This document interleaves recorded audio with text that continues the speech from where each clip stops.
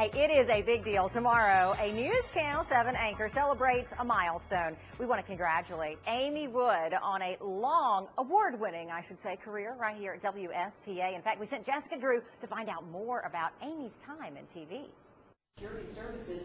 You see her every night giving you the news, but what about the Amy behind the scenes? Behind the scenes story.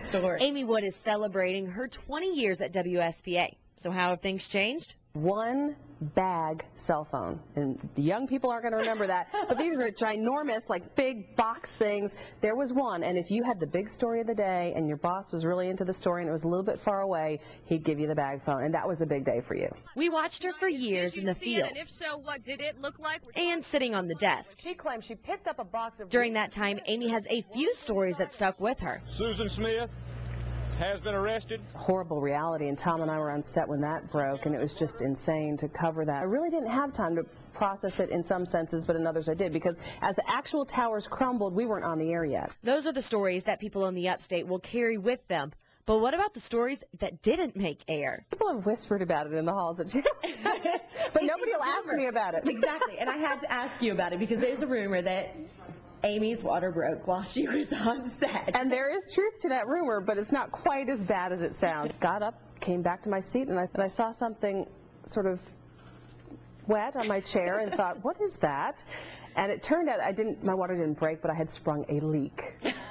So what can I say? That is an unusual television news anchoring pregnancy experience. We remember the big moments in Amy's life, like her wedding or becoming a mom. Oh, yeah, and the hairstyles. I walked in the door here with the short hair I had on my Goodbye Minnesota tape, and I have had everything in between since. And you know when you're on the air for 20 years, there's bound to be bloopers. Beer bong, well, pong rather. Whoops. Oops.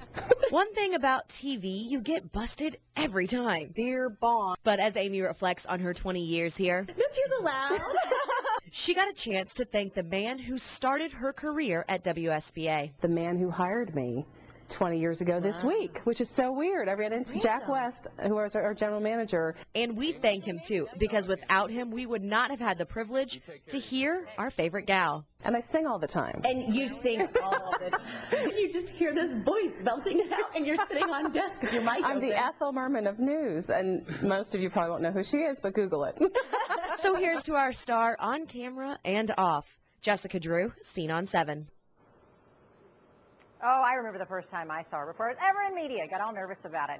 But, you know, Amy and I have been tweeting about this big celebration all week long. She is a big techie, you know. It is for Amy. It is tomorrow night from 7:30 to 8:30 at the Coffee Bar in Spartanburg. She's buying a cup of joe for the first 20 people who bring gift cards that can be donated to local foster teens. What a great way to celebrate, Amy.